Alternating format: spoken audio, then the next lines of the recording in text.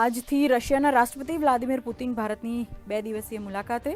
Putin 23મી Bharat Russia વાર્ષિક શિખર સંમેલનમાં આપશે હાજરી. પ્રધાનમંત્રી નરેન્દ્ર મોદી સાથે ઉર્જા, વેપાર, સંરક્ષણ સહિત મહત્વના મુદ્દે સમજૂતી કરાર થવાની સંભાવના.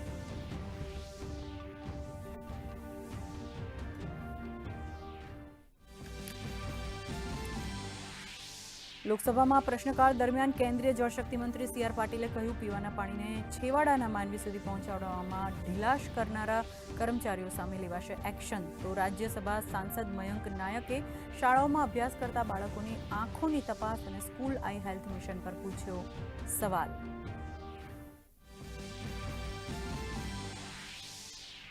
દેશમાં 20થી વધુ જગ્યાઓ પર એનઆઈએના દરોડા. હરિયાણા, ઉત્તર પ્રદેશ અને બિહારમાં ગેરકાયદેસર હથિયારોની તસ્કરી મામલે કાર્યવાહી. કેટલાક શંકાસ્પદ વ્યક્તિઓની કરાઈ અટકાયત.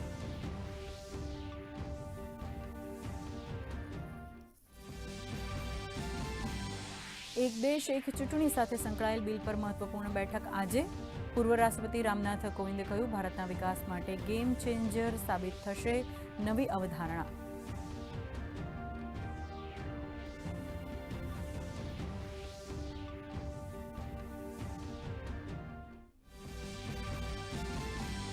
ગાંધીનગર ખાતે મુખ્યમંત્રી ભૂપેન્દ્ર પટેલે 9,000 નવનિયુક્ત આંગણવાડી અને તેડાગર બહેનોને નિમણૂક પત્રો કર્યા એનાયત. સાથે જ 170 નવી આંગણવાડીઓનું મુખ્યમંત્રીના હસ્તે કરાયું ખાતમુહૂર્ત. લોકાર્પણ. મહિલા અને બાળ વિકાસ મંત્રી મનીષાબેન વકીલ સહિત મહાનુભાવો રહ્યા ઉપસ્થિત.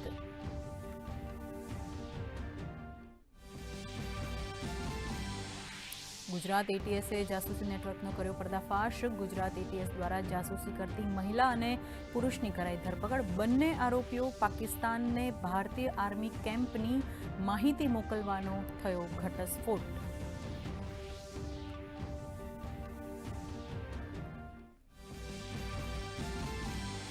ગાંધીનગર સીઆઈડી ક્રાઇમની કાર્યવાહી. 804 કરોડ રૂપિયાના સાયબર ફ્રોડ મામલે સીઆઈડી ક્રાઇમે સુરતથી 6 આરોપીઓની કરી ધરપકડ. આરોપી લોકોને લાલચ આપીને ખાતા ખોલાવી તેની કીટ અને રજિસ્ટર્ડ નંબર મોકલતા હતા દુબઈ.